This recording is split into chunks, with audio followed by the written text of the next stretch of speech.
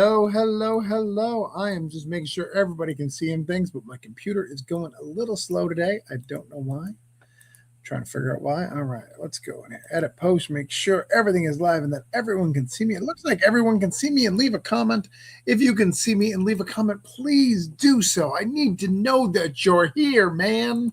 I need to know that the people are watching and the people are part of the situation and people are growing and being part of something great. I need to know you're here. I know someone is watching on the Facebooks. I'm sure there's people watching on YouTube, but hello and welcome to Comic Creator Hangout. That is where I bring some friends, mostly a bunch of white guys. I really need to work on that. I need to more cultured people in my life.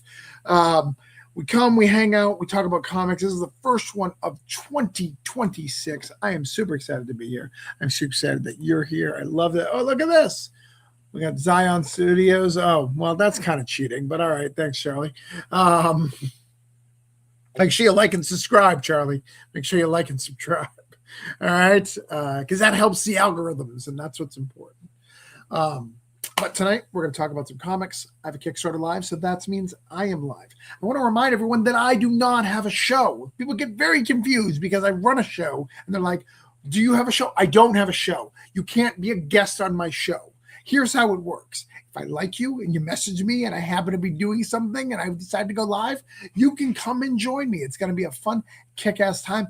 I'm going to talk some shit, maybe get canceled, the normal things that I do. And we're going to promote our books, talk about it. Tonight, I'm going to probably talk about Magic the Gathering. I'm really into Magic the Gathering. I got my Spider-Man set here, working on some stuff. Things are a little crazy. I'm a little wild. I'm excited to be here. Haven't eaten dinner. My dinner is now going to be Cheetos in a Sam Adams Oktoberfest beer. It's going to be exciting. We are here for the long haul. I see a lot of people have joined us. Thank you for joining us tonight. Please leave a comment and let me know that you're here and let me know that it's working. If you are on YouTube, make sure you let me know that you're on YouTube and click and subscribe and all that. Share it out. Do your thing. We're going to try to get people some backers. Guys, if you were in the show, make sure you go to the back and let us know that you were here. Let us know that I got your links for all your stuff. So first up, we are going to invite the king of the pool, the Kardashian boss. No, not there, Fred. Jesus Christ. Is this your first time in private chat? Jesus. Oh, my God. All right, Steven, how are you? What's up, everybody? Steven, you were at a comic store, and they haven't really shown a lot of respect to me, but I think they like me. I think I'm in the top 10. Is that right? I'll talk to them. I mean, they're in California. I'm in Florida. Basically, they've always been nice, but they've been like, you have no value to us. And that's I mean, Florida has kind of a reputation around here, you know. Right, that's fair. That's fair. So but I tell them Travis is not Florida. You know, he just happens to live. Right. I don't represent all of Florida. Right. But the good question for you is, can I use the word fuck? Is that going to be allowed, or will that offend someone who's playing Locana? Will someone playing their Mickey Mouse card, will they be like, oh shit, that guy, is Steven's video saying fuck a lot? You could say whatever the fuck you want. All right. Yeah. No. Another person who likes swearing a lot is Charlie. Oh, he's got his on too. I mean, I thought we were supposed to come in with like the theme music and you the have talk to come up in with something, right? This is the first one of the 2026. We need to take this shit seriously, guys. I mean, can I just say one thing? Also, You'll see I'm dressed for winter. It's like 60 degrees outside. That's how pathetic we are in California. Bro, if it's 60 degrees outside, I got shorts on. Yeah. Maybe it's just a fashion thing, though. You're not really wearing it for winter. It's just a fashion, you know? Don't forget to take this. All right. I want to know how he's doing. What round is he in? Has he won? What's up?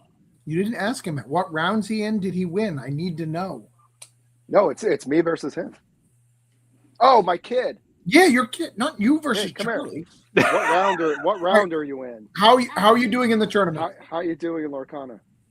Pretty good. Pretty good, yeah. Did you win? A couple times, yeah. Yeah. Okay. All right. You want to eat tomorrow? Yeah. You better go win. Did you win more than you lost? That's the most important question. We ain't brazen losers. Fred. That's what I tell her. What's up, everybody? How we doing? How's it going? Ray was here first, and I've chosen to invite him in the group last. I don't know why. I apologize, Fred. What do you want, Fred? You don't have anything live. What are you here for? I missed you guys, and I don't have anything to do Thursday nights without your show. So I mean, I've been The Schwartz is with us. Yes, exactly. And I see your Schwartz is as big as mine. I've not heard that before. Is that from a movie or something? No, I just off the top of my Oh, we're gonna just keep using it. We know you've heard it. That's why we're doing it. So No, never. But Steven's pretty clever, he's well connected. So I show a little respect, Fred. I didn't realize I was disrespectful. My apologies. hey, he's the Kardashians chlorinator, so you better be careful. Listen, And last but not least, it's not the size of the Schwartz that matters. It's how you use it. that the great Ray. Oh, he is off. Maybe that's a costume, or maybe he's Fred, I'm disappointed because you completely took the buzz out of me continuing the trend of wearing hoods. I'm so mad. And Fred's wearing a hood, so it's really I embarrassing. know. It's like he missed. Well, I'm up in Winnipeg, so mine's justified. It's 7 degrees Fahrenheit right now where I am. It's warmed up to that, so lots You of said snow life is 7 good. Fahrenheit. Yep. Dude, so what is that? That's what, -4? -8 8? in Yeah. Celsius. Jesus. In the next, probably in about 4 weeks' time, it gets cold enough, and I've said this joke before, where you can when you spit, the spit shatters on the pavement. It's like crazy. So don't pee in the snow because it might stick. All right, got it. And there is nothing more rewarding than watching icicles crash. There's nothing more rewarding than allowing that to crash. Nothing says manliness like shards of ice, yellow ice, hitting the pavement and living to tell the tale. I also feel that men who live up north have to do a lot less to help their significant other. If you go out and you start the car and you scrape the window, they know that you love them. You are good. That gives you at least until 1 or 2 in the afternoon of you're going to be there for them. Right? Yeah, you know what? That's an interesting point, but you also have to consider if that's a norm, we would call something like that Tuesday, right? Like if one of you guys were in that scenario where suddenly you had just torrential snow and you had to go wipe that all off. Wow, look at that extra effort when the problem arises. But for me, that's just part of the game. You just expect it. But I do agree with your point, though. That's for sure. I don't know You what guys this really is, are but so polite. I'm super excited about that. Search for Ogo Miwago, you search for fire, can trade wheels, sacred rock, or teriyaki cave goat. Can't help Wagyu. My cousin Uga is the Geico caveman. Share fire. Me want fire too. I'm willing to share my fire, man. I live in Florida. I can do a backyard fire. That's fine. In fact, we've got a lot of extra toys that the kids didn't play with last year, and they got some new ones that are taking up space. I will burn that shit alive. Let's go.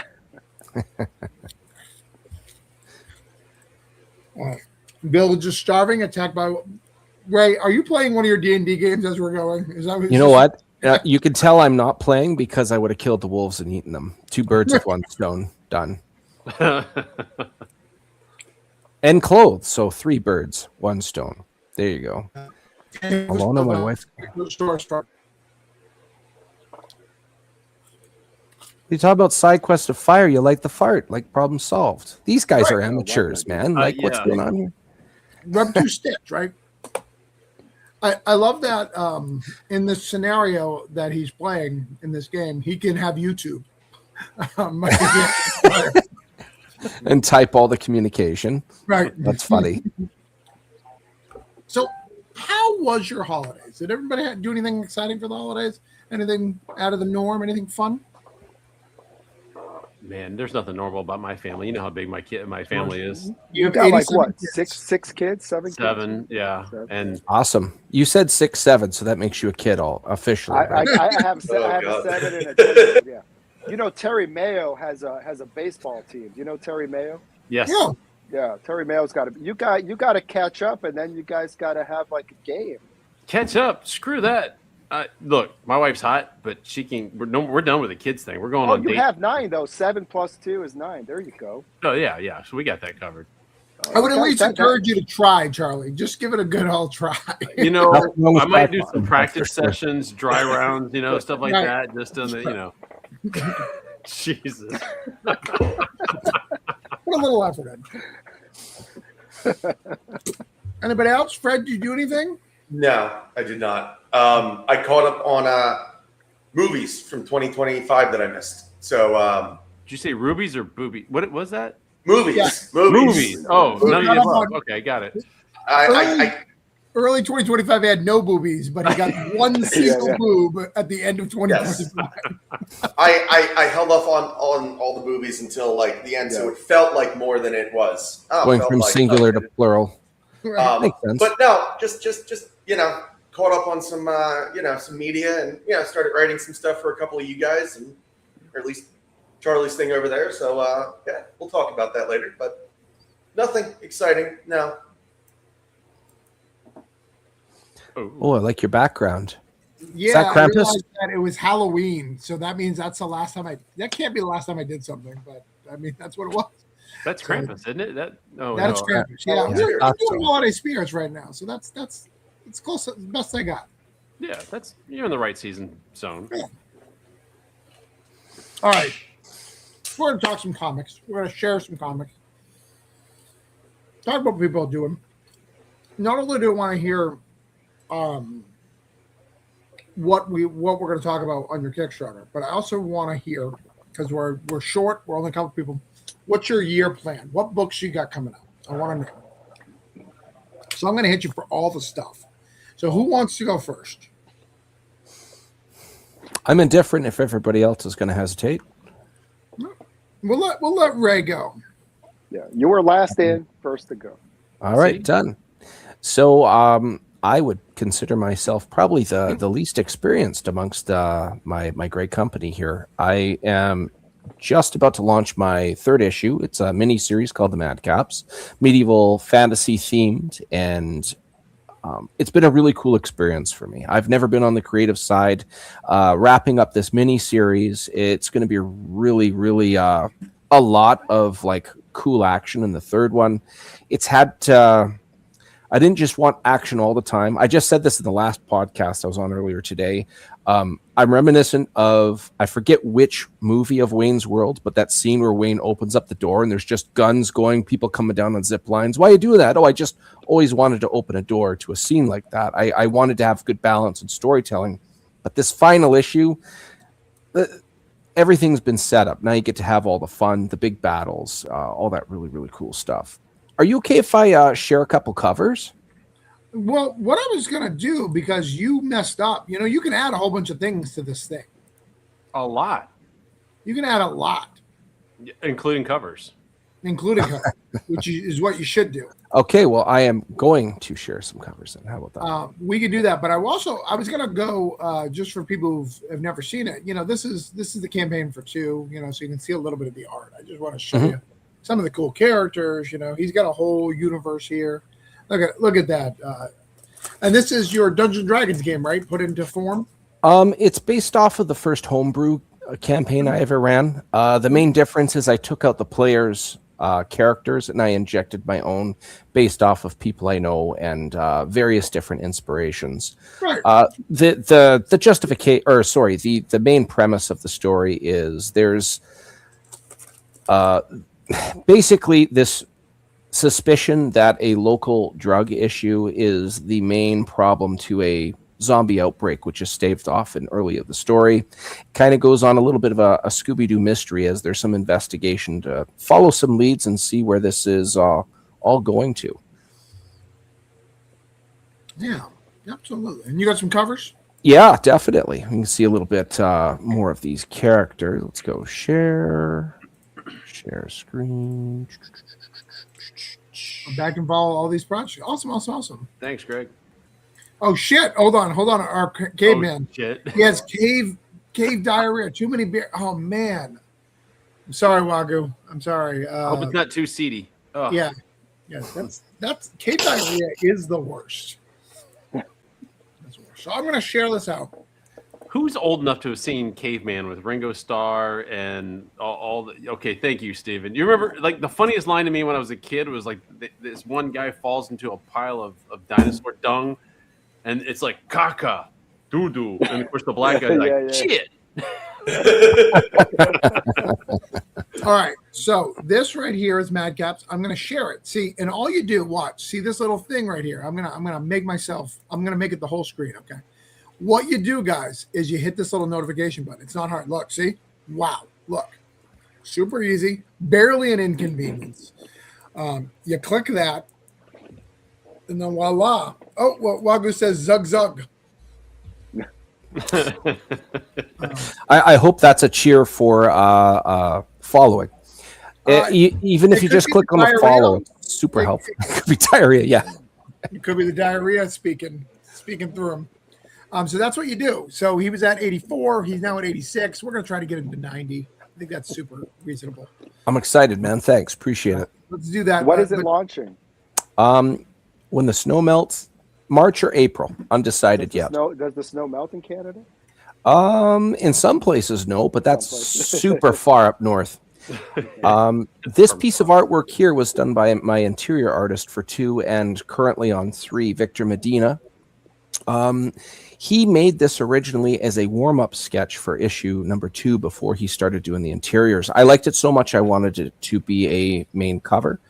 And Victor, yeah, he's so good. Yeah, I am definitely a fan. I am super glad I was able to work with this guy. His talent speaks for itself. And there's your 4 main characters. They all have various different looks. Everybody has... I've got fans of every character. A mild fan favorite is the large guy in the top right. His name's Madrakis. He descends from what would be known as the Great Stormworm. It's basically a large electric eel, like kaiju caliber.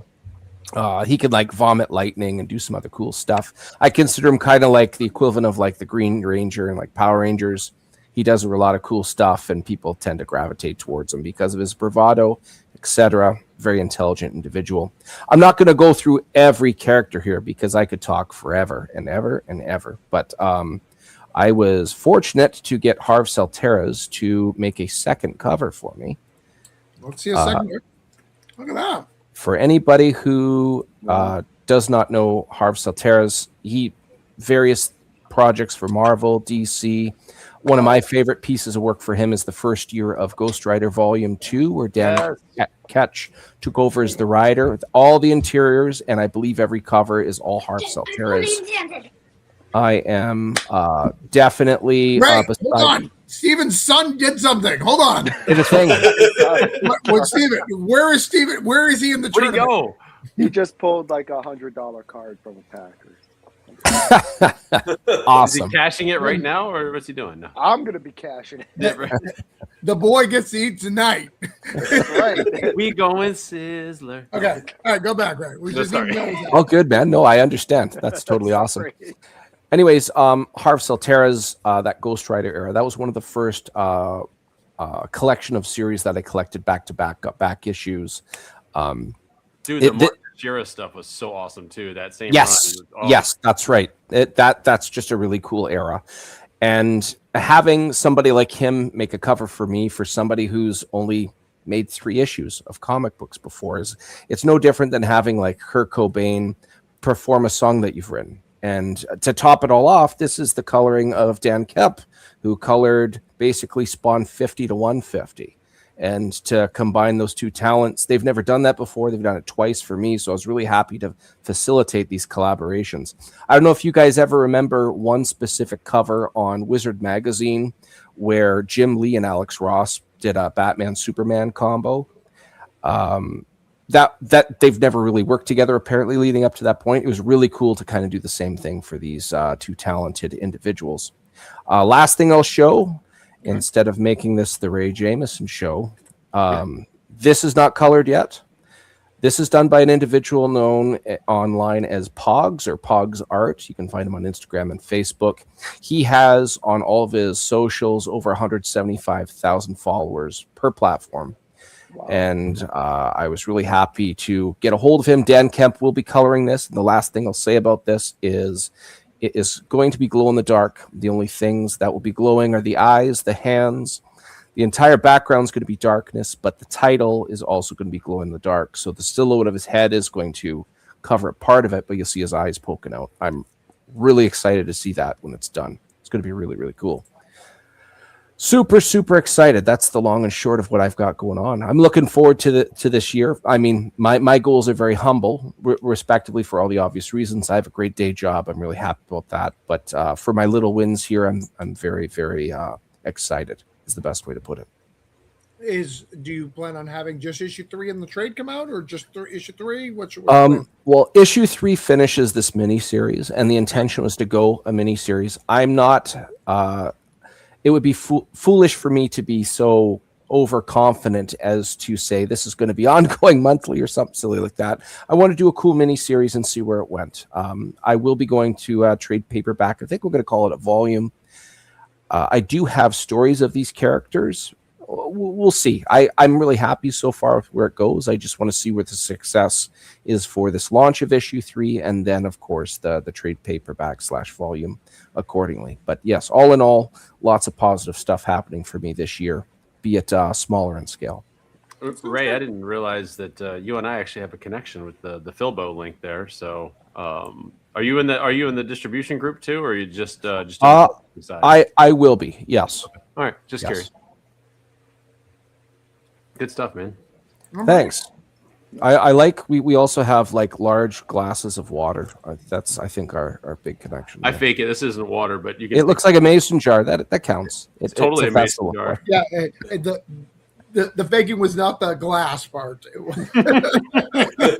It's actually plastic. Nope, definitely real glass. All right.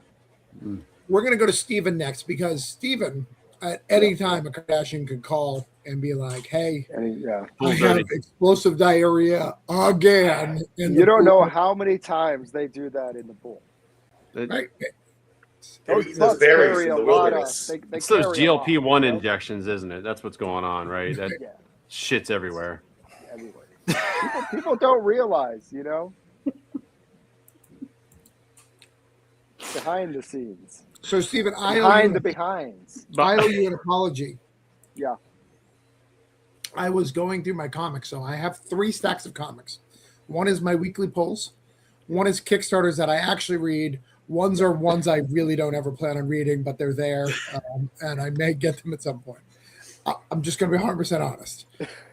And that's where I also put like the free comic book day stuff, right? Because your intentions are good when you grab all those free comic book day, but you're really probably not going to read them.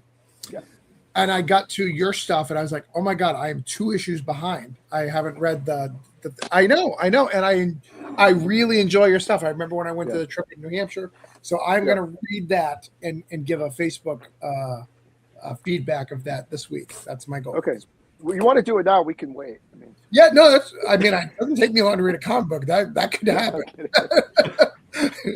you make jokes, but stuff. And because of that, the other thing, all right, let's get you live. Let's see where you're at. We're back to Monster Matador. No more spinoffs. No more. Tell us what's going on. So this is Blood of the Matador #2. The Matador is back from the dead. He's joining an army to fight his evil nemesis Nacho Lobo, and he's got pet chupacabras, and it's basically a battle for Mexico. And I don't want to give too many spoilers, but there's monster fighting luchadors, lots of fun stuff in here, and this is kind of like the calm before the storm. As you saw above, we have a cool Scarface variant cover, Art Nouveau style cover. This one, Scarface. Jesus Pedroza did this really cool Art Nouveau style cover. There's catch-up tiers. It looks good. We're doing a lenticular cover, so that's the first time we're actually doing that. So okay, because Alex did two color versions of that cover with the face, and I couldn't decide which one. So we decided to do a second version that has both. So that's the main version. And then there's a video down below that shows like the lenticular. Okay. So All if right. we I click saw the on that, Scarface. I love that one. yeah, Yeah.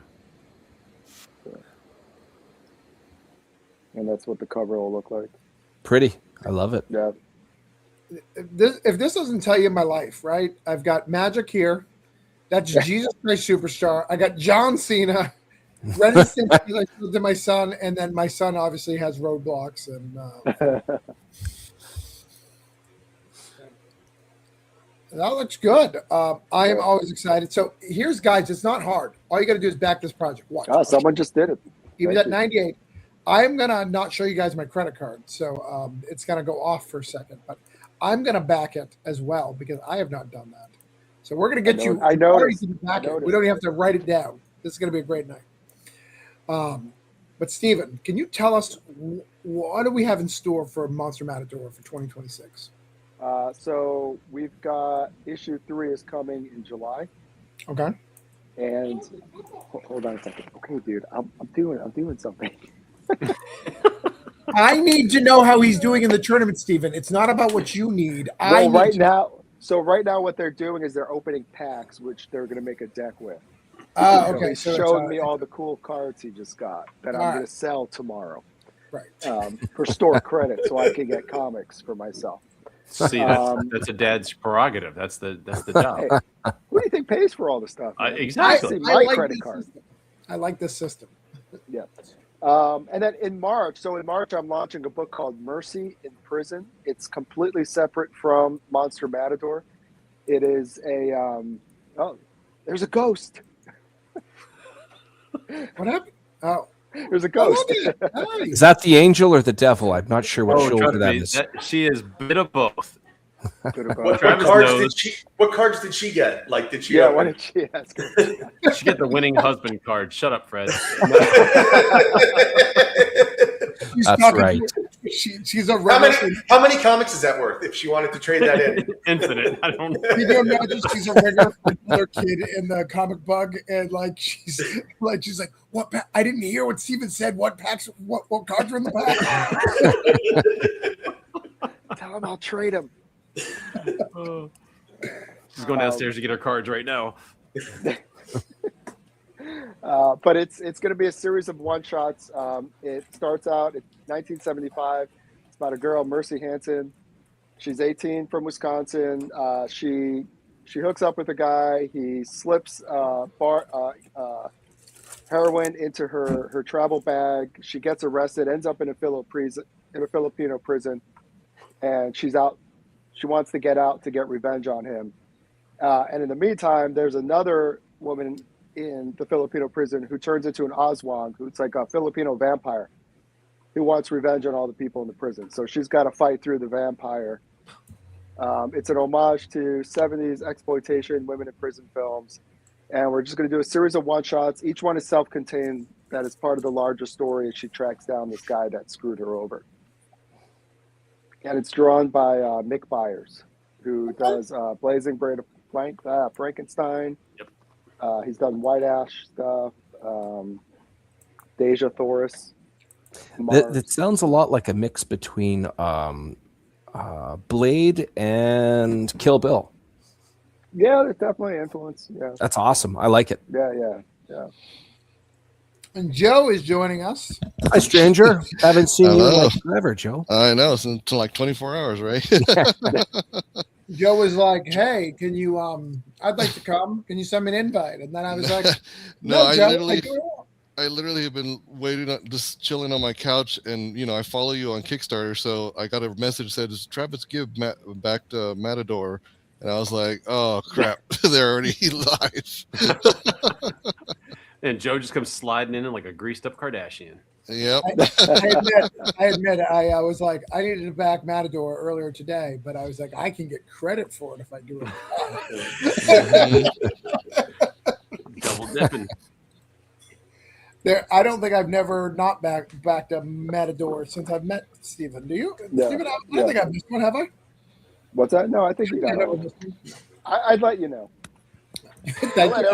let everybody know. I actually would appreciate that, to be honest, if I ever miss one. No, Honestly, yeah, same. it's hard sometimes too. Like I know I haven't backed Charlie's yet. I'm going to back it. I was waiting for tonight too.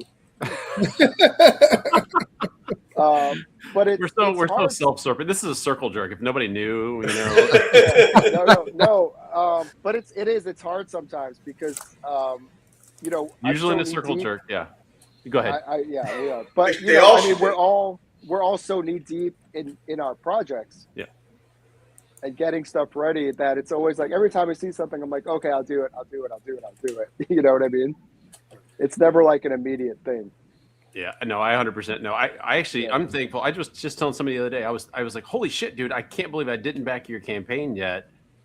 And the only reason I did is because I got that 48-hour warning of like, hey, this your thing's gonna, you know, the thing you're following is gonna end. And I'm like, oh, thank God I was following it because I would have missed it. It's just like you said, shit happens. And I should be honest, it's actually the Kardashians that are backing your campaign because I stole their credit card. I just, you know, they don't pay me enough to afford this. We are all getting funded tonight, baby. So, that's right. Remember the first time that Phil Hester backed one of my campaigns, and I was all confused because I didn't know him at the time, and I was just like, and then I was on one of these lives. I was like, marking, and he's like, he loves comics, like he really wants your stuff. I was like, oh shit, Phil Hester really wants my stuff, and then I marked out for another hour. All right. So that's it. Do we have more Monster Matador this year? July. Yeah. And that's it? Just another trade, maybe, or I've got to figure out when to drop it. Okay. Because you've got what you had two. You had a one-shot special, right? And then there was a spin-off. It was like 2 issues, I think. No, so there was Once Upon Some Monsters in Mexico, which I have to do the trade for. Okay. And then I had the one shot, which will be in the trade for Blood of the Matador. Okay, that's what I was thinking of. Thank you. I got freaked out by all the tariff talk, so I kind of held off because I didn't know what the tariff situation was going to be. I didn't want to have a bunch of books on a boat and then get hit with a massive tariff charge when they landed. He's invading Greenland now. You're fine. Yeah, I know. Yeah. No, we're good, dude. Yeah. Just order your books from Venezuela. They'll be cheap. Yeah. It's not like they got that oil money anymore. I actually saw someone talk. I don't want to be political, but I saw a post, and it was a press conference. A guy from the press conference. He's like, I'm not trying to imply anything here, but I do want to let you know that the oil companies seem to know a lot more about what's going in Venezuela than the press / the press secretary. Yeah. All right. Next up, Joe, what is your glitching sometimes? I like it. I feel like I'm in a movie and like we're in the ring and something bad's going to happen. So what's going on over there? I think it's just my camera. I think it's on its way out. So, see, that's why I need funding. I need a new camera. I need. Yes. All right, Fred. Let's see what you're doing. Why are you here? I still don't even know. Just really not much else to do on a Thursday night. Anyway, thank you for that sparkling intro. Brandon, hold on. Glad to be here. I got to tell you. You'll like this. My wife the other day, I told her I needed to watch SmackDown. And she's like, well, I know you got your show, but we can tape it. I was like, honey, SmackDown hasn't been on Thursday nights for 20 years. She should know better. I'm disappointed. Actually, I think Heather knows. I think she was just setting Travis up for something. And maybe. He fell right into it, I think. Yeah. I think my wife, I wouldn't say she's a casual fan because she likes it more than a casual fan, but she'll only watch it if I hype it enough. Like she's not going to she keeps up a little bit, but it's more of like, I'm excited. I'm going to watch it because he's excited and all that. Right. Okay. Go. Okay. What's this? So it's Fisticuffs Book 3. We are ending late pledges in 24 hours, 9 p.m. tomorrow. We're going to lock them out. For those of you that are unaware, Fisticuffs is about a functional drunk whose comfortable life derails when a one-night stand has deadly consequences. It's very much in the vein of Preacher, The Boys, or a lot of the old DC Vertigo stuff. It is a vulgar, violent, darkly humorous, I guess we can say now, kind of a twisted take on superpowers. And book 3 is, in a lot of ways, it's my favorite issue. I feel like a lot of people really respond to book 3 really, especially positively. So we close out tomorrow. If you wanted to get on board, I can tell you we have a big explosive book 4 coming. I just got in the second cover, and it looks fantastic. Trying to think what else. And as far as 2026, the plan is to fulfill 3 in the next month or two. We're going to launch book 4 in March. After that, we're going to launch Metroidvania Black #1. That is a dark fantasy story in the vein of like traditional like Metroidvania like exploration games. The art is by Stan Yak. I am the writer. And if you back book 3, you have a 10-page preview for all backers that I hope many of you guys have gotten to check out. It's really beautiful. Stan is in his element there, right? Like this kind of fantasy is the kind of, you can see some of the characters there. I mean, it's the kind of, stuff he does so well. These kind of larger than life, over the top, beautifully imagined and like kind of like beautifully realized with all the detail. It's a really exciting book, and we're going to get to do a lot of crazy action stuff that we can, kind of play with unfettered, right? You don't have to worry about pages. We can kind of let the action breathe a bit and kind of go, quite a bit nuts. So 2026, it's going to be a back and forth between releasing Fisticuffs 4, 5, and 6, concluding the series, and the first 2 issues of Metroidvania Black. And along the way, I have 2 stories in the anthologies that I think I can talk about now. One is for Travis's Cthulhu Invades, Fairy Tales #3. We'll teach you how to say it before it launches. Please do. I because I thought I had it, and then I watched a documentary where they were talking about how you're like they had like a real like a Lovecraft professor, and they said you're supposed to spit it like Tulu, and I can't. I'm not that advanced. I can't get that. There's down. 2 sayings. There's Cthulhu. Cthulhu is how some people say it. Cthulhu is the way I say it, and the way I prefer, and the way Americans say it. So or if you're Hispanic, America, fuck yeah. It's Cacholo. Cthulhu invades Venezuela. Cholo. That's a Texas thing, Joe. That's like a spice. It is. But so that one I'm really excited about. I can share it with you whenever you're ready there, Mr. Gibb. We have the first 10 pages, the pencils and inks done. Fish did a amazing job. He's going to start coloring very soon, and then I'm going to be in Charlie's Vagabond anthology, which I'm again super excited for. Once again, I'm working with my buddy Stan, and we're doing a take on Vlad the Impaler. So I'm really excited to do that, and then there may be something else that I may be working on that I don't think I'm allowed to talk about yet. But is it on? Well, yeah.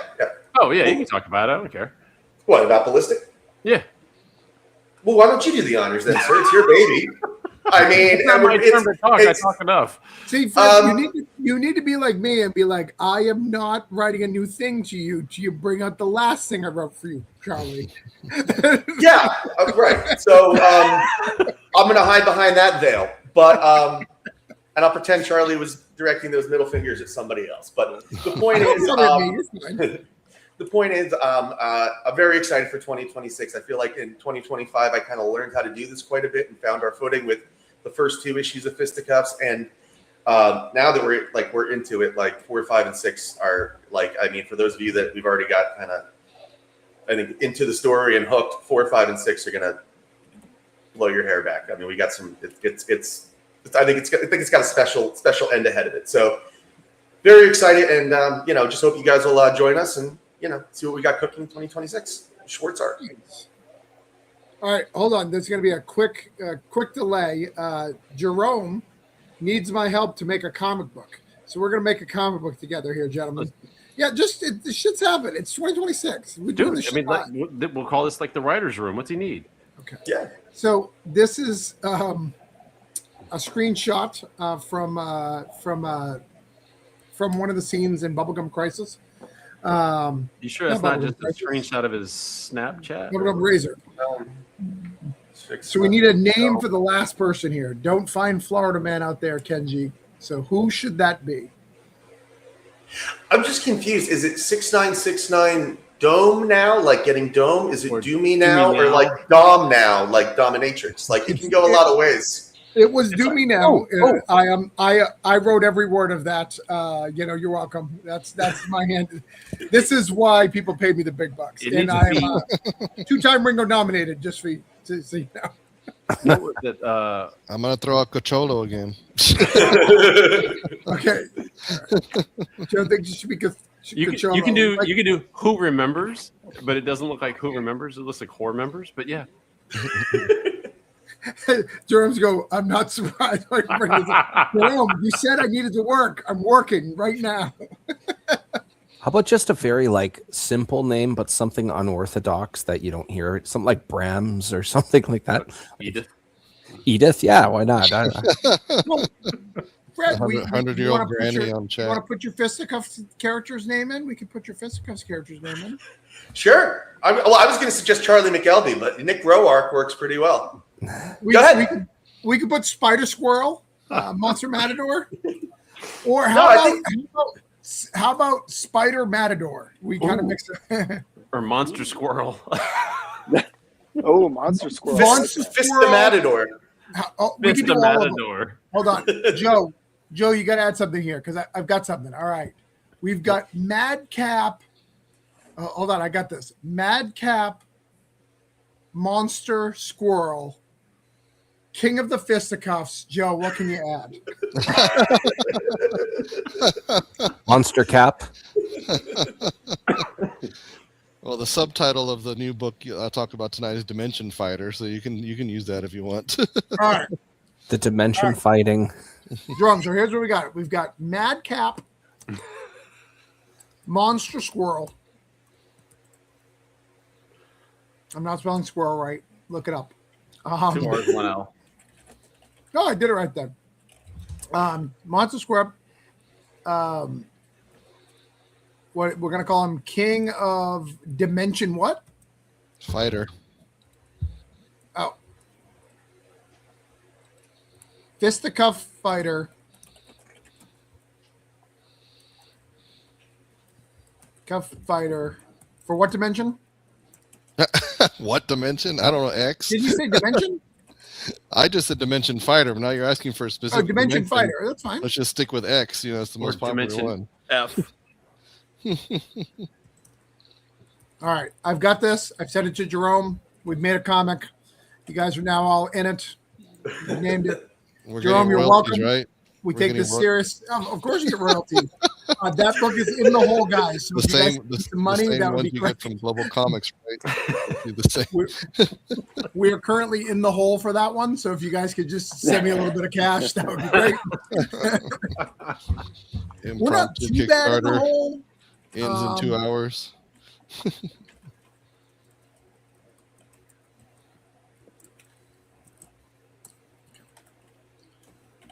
All right, got that. Send that over. I feel like I just like Sheridan having like a bit of that's like the closest I'm going to get to like being a father is like sharing and all that with you guys. So thank you. Wow. The So progeny that- of a circle jerk. That's fantastic. Wow, that one boob that you got to touch at New Year's was clearly not. It's been a big month for me. It's been a big month. It's not what you said. All right. Next up, I need to hear about this, Charlie. I really want to go to you, but I got to hear about this dimension fight. Like, I don't know who's fighting You're fine, dimension, dude. and apparently it's not a real dimension because he doesn't have a name. He's a fighter in the dimension. but- He's just fighting in the dimension. Maybe it's like a square, like the dimensions of a square or a rectangle. It's Mixix-Pitalik with boxing gloves. Okay. Mr. Mixerplix or whatever. Mr. Is that Joe, what you can you said? send me the link? Yeah, Mr. Yep. Yeah, I'm going. Now say it backwards. Kumpelskim. I don't know. I always loved his portrayal in the Superman animated series with Gilbert Godfrey voicing him. Yes. Yes. Oh yeah. I'm a kryptonite A-bomb, and he's flying at him, just screaming at the top of his lungs. What a great representation of the character. That's a great Superman. Just one Yes. of the best representations. Yes, wholeheartedly. All right, hold on. I'm sending some links out. Somebody shared it like a boss. Thank you, DM. By the way, real quick, while we're all here, just comic people and like movie people, did anybody hear Brian Bendis's like going off on Tarantino the other day? No. No. Oh, it's quite funny. Look it up. Apparently, he was very upset by the I guess Tarantino made this like Kill Bill chapter with like shitty quality stuff. So Bendis went on a big rant on on a show like this. It's quite funny. He's like, I'm glad that I can still get like this my nerd something like this excited or whatever. But like who is he to talk shit about Paul Dano? I was like, wow, like. Yeah.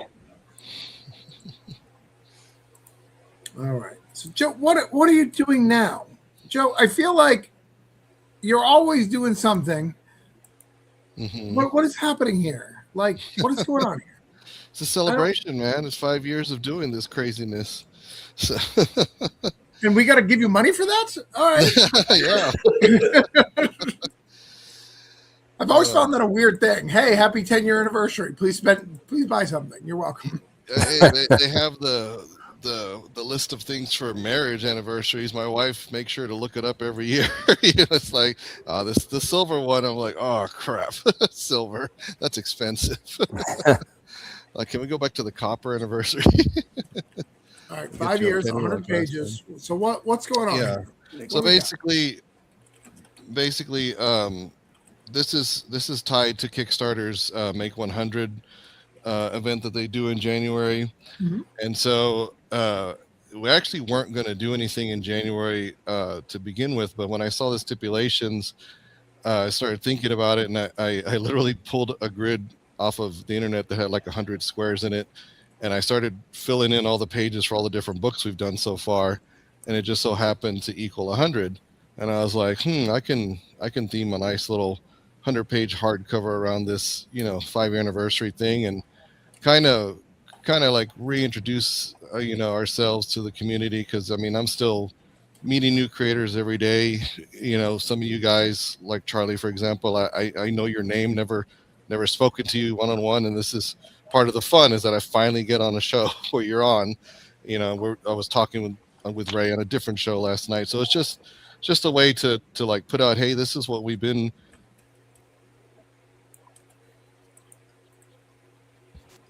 Yeah. See, I tell you, new stuff, new stuff, new mic, new camera, new everything, your full new setup.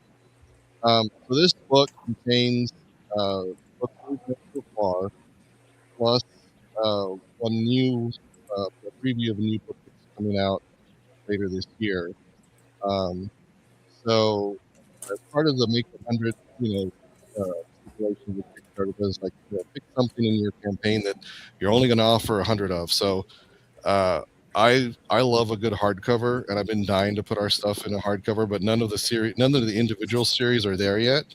So I was like, let's put this all in a nice celebratory hardcover, and anybody who gets it, it's truly going to be a collectible, because we're only going to make 100 of them, or even if we even get to that, that high.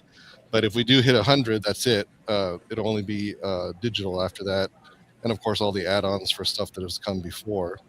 So it was just a nice way to use Kickstarter's event and tie it in with this year, celebrating the fact that we've done this, for now. And yeah, I'm really excited. It's truly was an experiment, and so far, whoever just pledged, thank you, because it's been doing really well. It's only the first week. We got 3 weeks left, and I'm really excited to see what else it does. I think somebody mentioned earlier, I think it was Charlie, you were talking about there's always that last 48-hour reminder, right? Because I know that there's a decent amount of followers on this one. So I'll be curious to see who decides to, pick up a physical here towards the end, and of course, who still does digital. I'm truly shocked because so far there's 3 international bidders that are return pledgers from other campaigns. So 1, I don't have to worry about them because they're legit. So, and 2, it's just cool that I get to send books overseas. So, but yeah, I can just there's literally 4 different books in there, so I can just kind of give you a quick summary of each one if you want. Yeah. Well, first we got to address the elephant in the room. What's that? He is called Sir Charlie. He is a knight in. Oh, okay. So if you're gonna meet him, you have to express him by his certain name. As you can tell, we have He's Prince running away. Stephen here, and we have Schwartz, which, if you don't know, for Mel Brooks is more of a squire.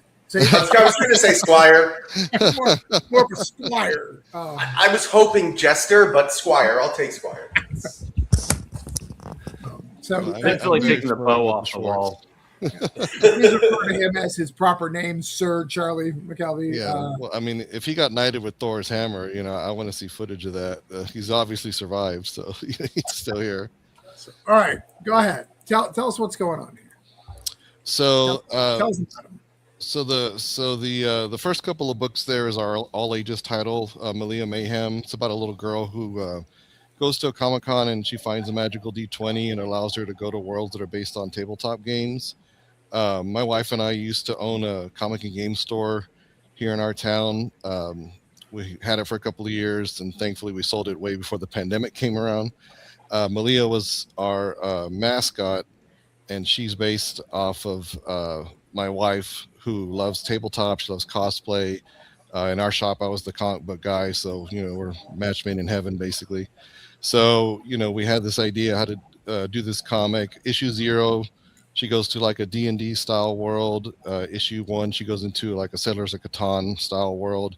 And each time she's trying to stop this mischievous troll from like messing the game up on the inside. So like in the real world, when people are playing a game and they're like, "Oh, this game's broken," in our world, it's because the troll's messing it up. So it was just it's actually our best selling title. I think it's mainly because it's all ages. Parents love that their kids can pick it up. They love the design for Malia.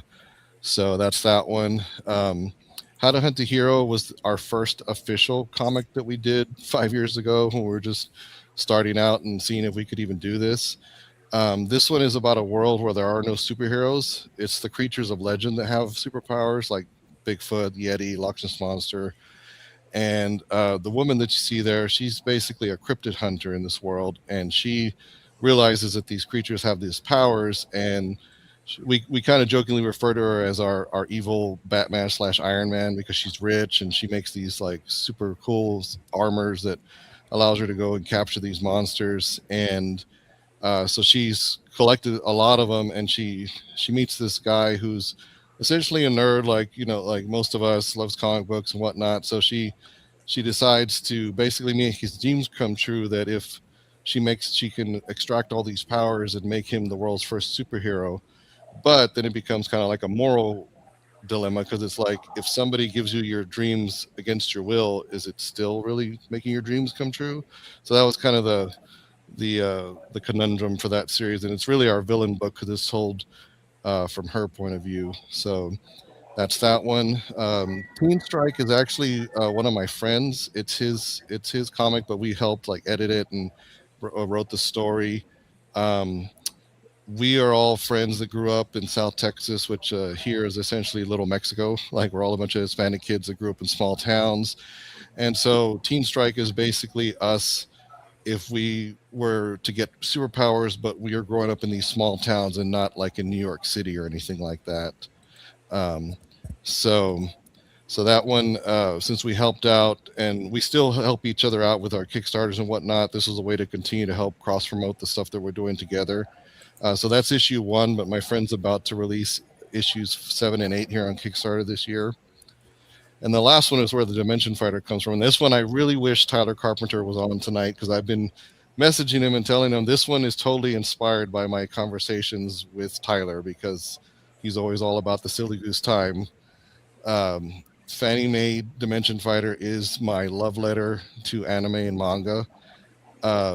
It's basically if somebody handed me money tomorrow and said, go make an anime, this is what I would make. It's a very fun, like, action comedy. It's set in a world that's an alternate 1920s. They're more advanced. They have like laser guns and whatnot, but they still have the 1920s aesthetic. Um, Excuse me. In their world, they didn't have like the Spanish flu happen in the 1920s. What happened was there was some scientists experimenting, and they tore a hole into another dimension and essentially caused all these monsters to start pouring into the earth. And this kind of subconsciously became my allegory of how I dealt with stuff during COVID, because we had our son during COVID. We were cooped up, we were at home, and as we were coming out of it, I found it fascinating how people in the world, like, some were just trying to move on, some still dealing with the what happened in COVID, losing loved ones, or people still getting sick, and there's still this debate of whether it's truly still a threat or not. Well, I thought in this world it would be fun to where this world had this mass invasion of these monsters, and every country in the world is dealing with it simultaneously. It's just utter chaos for like a couple of years. But then as it starts to die down, people try to start to get back to normal.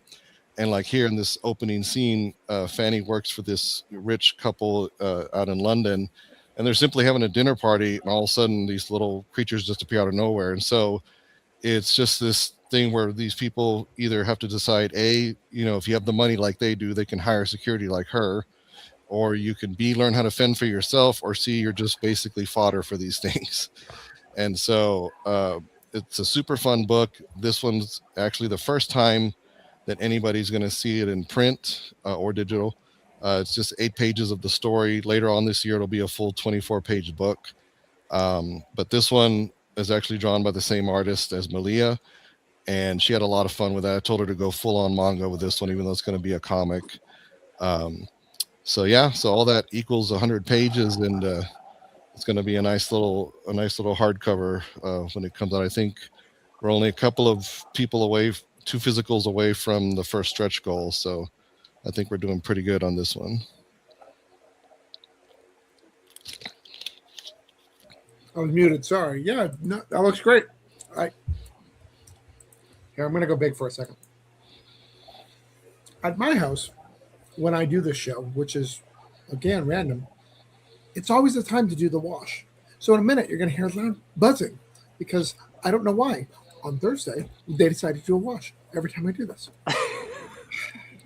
So that's why you're on mute. So if I'm never not talking, it's because of the wash that you can hear in the background.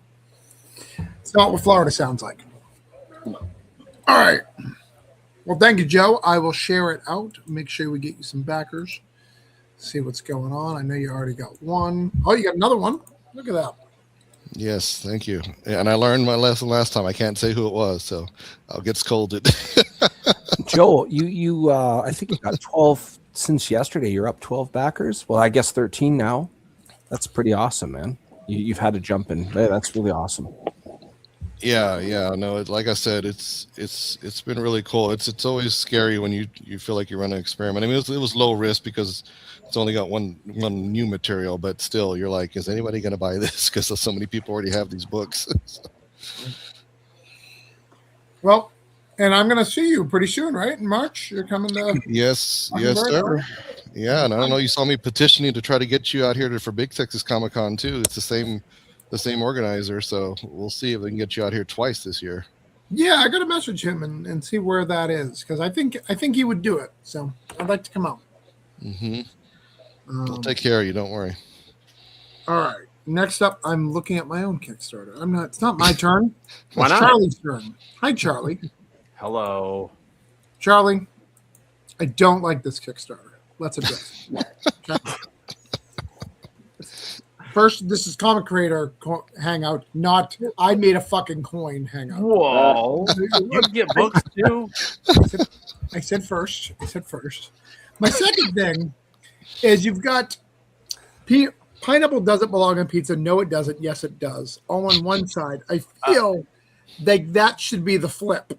And No, you caught it. You caught it. Yep, you got me. That is the flip, and we're actually adjusting the final, so it will be the flip. Okay. It was supposed to be, but when I sent the original drawings over, okay, small rant.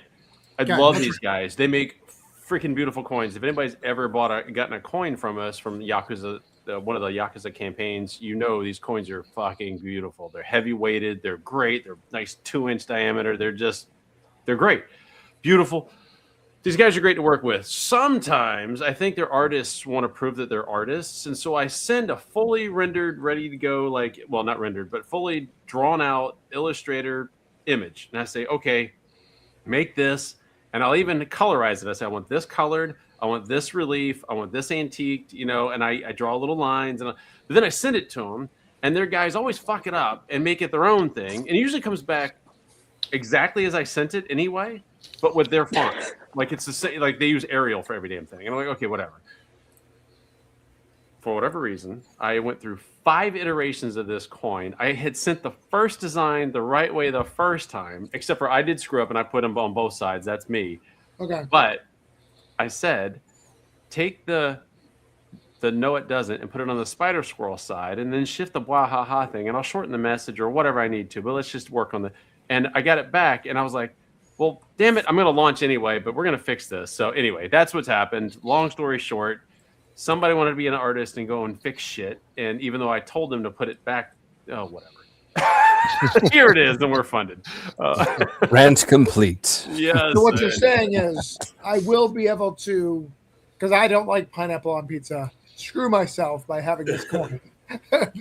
Right. No. Yeah, we're gonna put that on it'll be on the front. The spider squirrel side will be no, it doesn't. And then you can fight your friends over whatever the hell you want. Oh, we just got you a backer. Look at that. Oh yeah, just $1,000. My God, you're rich. So yeah, this is also a good opportunity for me to do my first Make 100 campaign, which is something I wanted to do for the sake of. Again, the coins were very popular with Yakuza. I have been asked at every convention, is there a Spider Squirrel one? And I'm like, no, and I don't know why, right? And then my buddy who's a Marine who loves challenge coins, who is the representation of the real life Trash Panda, Jeremy's like, dude, you need to do a freaking coin. And I'm like, I know. And so I was like, I saw him in Target 2 days ago, and I was like, I'm doing a freaking coin. Shut up. And he's actually like backer number 3. So, so anyway, we're good. So here it is. We'll do more of these. Those are I think that was the flat design you guys saw there. This is a nice rendering just to show what it looks like, what it would look like. But again, if you've got a coin from me before, you know the quality of the rendering. And that's from the coin producer. They're local. They're great. They're a veteran-owned organization. I love supporting them. They get involved in a lot of local charities for like our food banks and stuff like that. So really good group of guys and gals. I just sometimes I get smoked when some intern kid who came out of Mary Washington University decided he wanted to redo my design. So there. Now the rant is over. So the Yakuza are into the coins? What's that? The Yakuza are into the coins? That's pretty cool. Yeah, do that like before they chop off their pinkies. So we're doing family like family crest kind of a thing, but the symbology for the Yakuza families, because it's technically one clan, but there's a lot of, we're doing infighting. So each of the kind of the smaller families or the sub families have their own flower that's associated with them. So one's an orange iris, or another one's a red spider lily, and they actually have symbolism in Japanese. Kind of society and stuff. So every flower has a different meaning behind it. On the flip side, it's usually silver colored and antiqued, and it's got an Oni mask or a tanuki, or those kinds of like mythical cool creatures, or a demon, a skull's on one of them. Yeah. So just some so you get the nice little pretty flower that has a nice meaning, and you flip it over and it's like the oh shit moment. So it's kind of like a two-faced coin. Nice. So this is shared out. So we got it shared out. I feel these need to be patches, man. Like when I see this, like these would be good patches, man.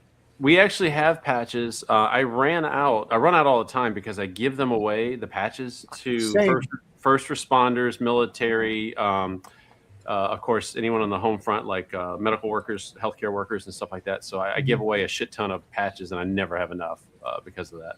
Which I'm not complaining. I'm happy to do that all the time. Yeah, I just don't give them the ice, just for the record. Should make condoms. Yeah, I probably should with my track record, actually, but I know that's what I mean. You'd be the most popular guy at the circle jerk. Hey, Steven, you get one too. Well, you got to give one. Fred, I think you deserve a condom too, just so you know. I know. Believe it or not, I thought about when I was doing my first campaign, like I was talking to somebody, an experienced Kickstarter, and she was like, "Oh, you can, do all kinds of rewards." So I started brainstorming rewards, and if you ever look at the Fisticuffs cover of number 1, all the shit that's in the car upside down, I tried to include. I wanted to do condoms with his face on it. I wanted to make a little comic book, a little mini porno, and it would. She was like, it would, but I would have gone broke before I ever started. And also, I did think the condoms were a great idea though, because if there's anything to make you second guess having sex at the last minute, it would probably be Nick's face. You'd be like, shit. So you can do it as an add-on. It's a good add-on. It is a good add-on. Yeah. The face is the add-on. I mean, I don't know. Again, Steven and I are old, but when we were kids, rubber duckies, that was the jam, just because they were multicolored and shit, right? Yeah. Oh, see? yeah. No, I'm asking, what are rubber duckies? Rubber duck, the rubber, Oh, sorry. Have you never watched Bert and Ernie? Rubber Ducky, ducky, you're the one. Yeah. Oh, yeah. No, it's not that. It's rubber duckies were what we're talking about. That was a euphemism for condoms. No, it was an actual brand of condom. Yeah, it was an actual brand. Yeah. Google it. Really? Yeah. Interesting. And it has Ernie's face on the full circle. I have so many questions. Why? I didn't know Sesame Street was into sexual. Have you seen? They leaked pictures of the Muppets naked. Have you seen that? It looks like that.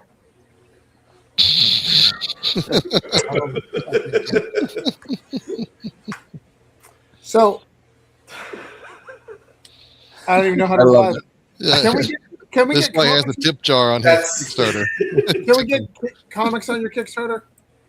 You can get digital comics on the book Kickstarter. Yeah, I didn't do physical books this time, just for myriad reasons. But yeah. All right, so we can get some stuff. All right.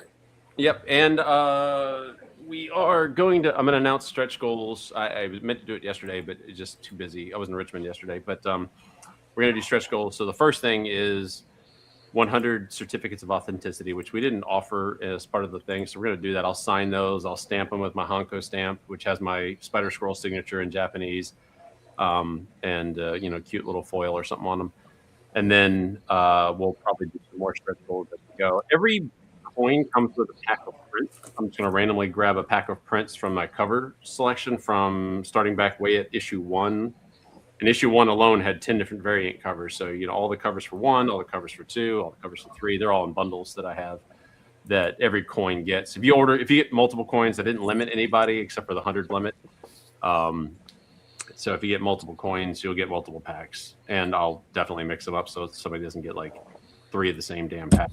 That's stupid. If I run out of packs, we'll start doing trading cards. So, we'll just keep piling stretch goals in there. Awesome. Apparently it's work night. I just got the Granite State Punk trade cover. Looks really nice. Yeah, nice. Nice. You guys want to do that too? You want to see that? Let's go. Yeah, of course.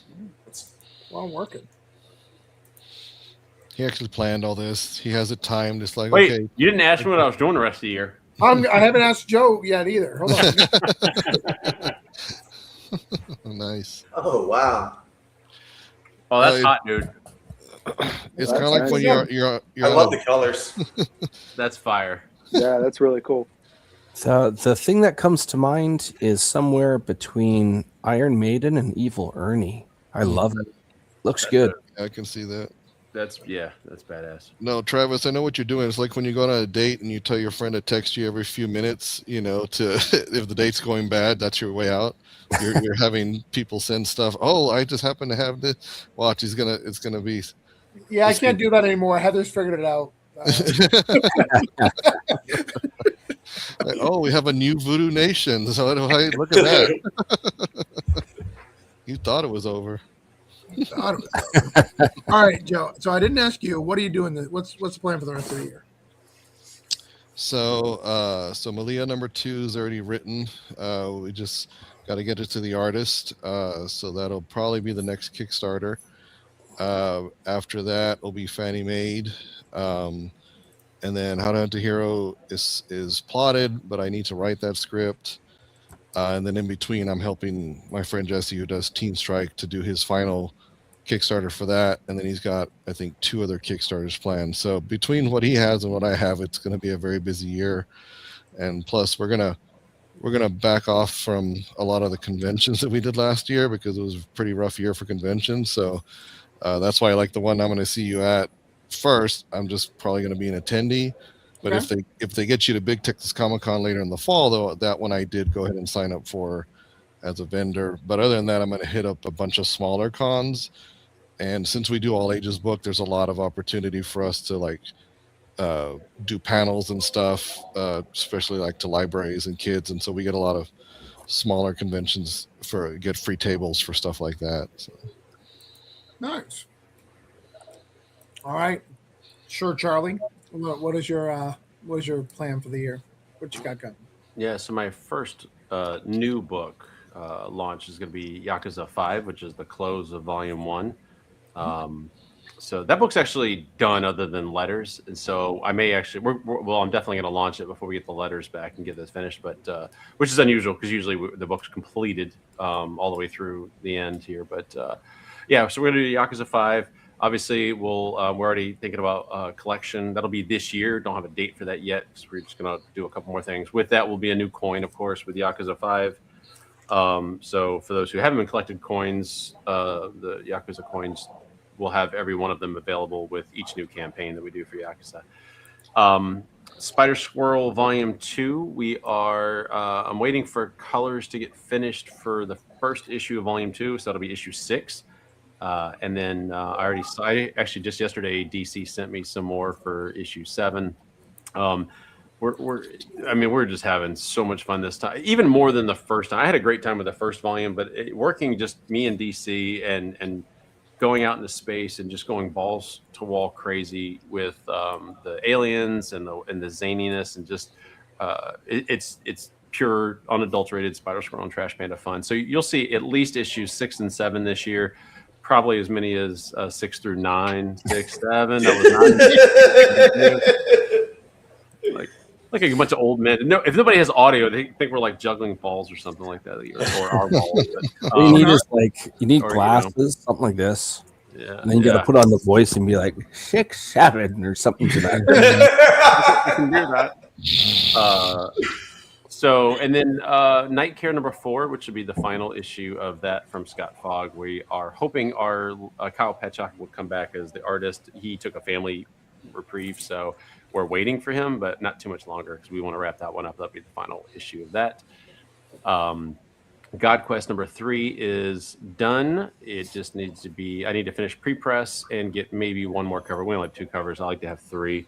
It's just a solid number for covers, in my opinion. And I'm forgetting something. Oh, of course I am. And I have 2 anthologies. One we will launch in spring, which we already talked about, and Travis likes to give me shit about. It's Vagabond. The reason it's delayed is because I was waiting for a specific volume of stories to be finished. So thank you, Travis, for getting yours in. Fred's working with Stan and getting his in. I have a few more scragglers, but that's fine. I'm at a point where we can launch now. So that anthology will follow Marsyas, which is an immortal character that is older than history itself.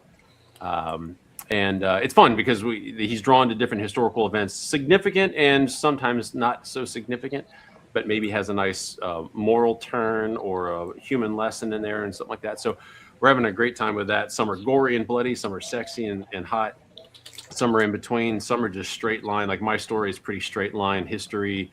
I'm following the presidential election of 1824-25, which was one of our bigger presidential scandals before recent times. And so Before anyway, scandal became a tradition. yeah, thank you. So yeah, that was an interesting one, and actually it was really neat because I got to tie in my hometown because Lafayette, the Marquis de Lafayette. Yes, he's a prominent figure in Virginia in our, because Yorktown, obviously he was significant in our winning Yorktown, but also in my hometown here of Fredericksburg, he came through on an invitation from the president to come through and do a farewell tour, and he came through this town actually during the middle of this scandal. So I get to tie all that together and make something even more fun with history. So that's the kind of stuff we're doing with this book. So there's some horror in there. There's a little bit of everything.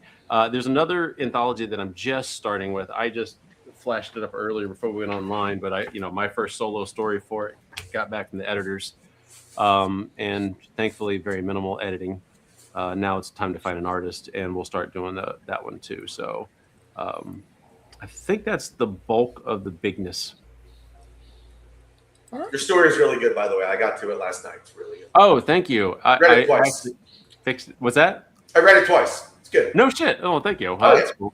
It's because you didn't understand it the first time. I was like, what the hell is this guy talking about? No, I always do. If I like something, I always give it a second look to make sure I didn't miss anything. It was good. Thanks. I had so fun fact, by the way. My wife is my associate editor, so she reviews all the stuff. She hadn't read it before you did, by the way. Neither had Vito, who's the editor in chief. And Ron Mars sent me his script, his final script for lettering for his Vagabond story, and I handed it to Suzanne, and Travis knows my wife, and she came back. She doesn't know Ron from Adam, and she's got marks all over it. And I was like, "What am I supposed to do with this?" And she goes, "Well, you're supposed to tell him to fix it." I'm like, "It's Ron Mars. I'm not telling him shit."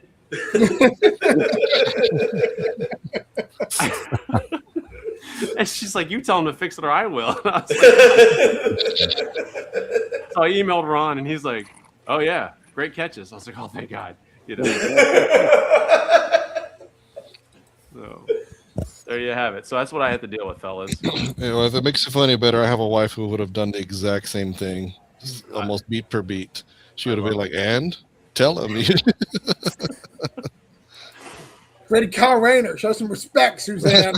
I always go back to that. I was like, wait, he created Kyle. I was there when Kyle was born. I was there when Alex was in the refrigerator before Christina Ricci. Let's all be honest. That woman does not go to the fridge. Come on now.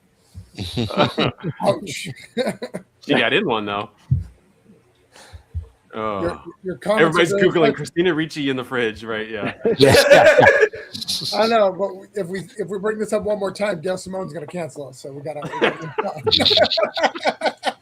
Hey, don't do that. She just started following me on Insta. So. Yeah, Simone. Oh yeah, I saw that. Will you stop following Charlie around, Fred? It's weird. I follow you too, pal. I just, don't want to creep you out. We didn't say anything that I did, so. Travis, what are you doing the rest of the year? I'm gonna promote my current book, bro. Hold on. I'm still celebrating Christmas, guys. We are too. The decorations is still up front. My neighbor's like, "You taking that down anytime soon?" Nope. We got Holiday Spirits and Monster Special. This is the big one that I've been waiting to do for several years. I saw this too, Travis. Thank you. We've got Frankenstein, we got Dracula, we got Baba Yaga, we got Sean, we got Spring-Heeled Jack, we got Jack the Ripper, Mummy, Mothman, Dr. Jekyll, Mr. Hyde, Bigfoot, Werewolf, Cthulhu, Grendel, Bride of Frankenstein, Loch Ness Monster, Medusa, Phantom of the Opera, Aliens, and Krampus, and Nosferatu. So, if you love a monster, we got it for you. This is our Holiday Spirits monster. What do these wonderful monsters do during the holidays? I love this cover.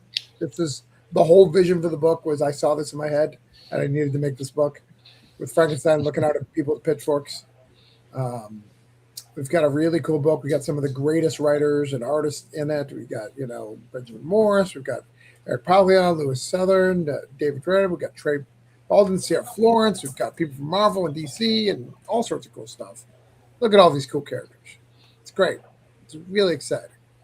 You should buy this book. It's exciting.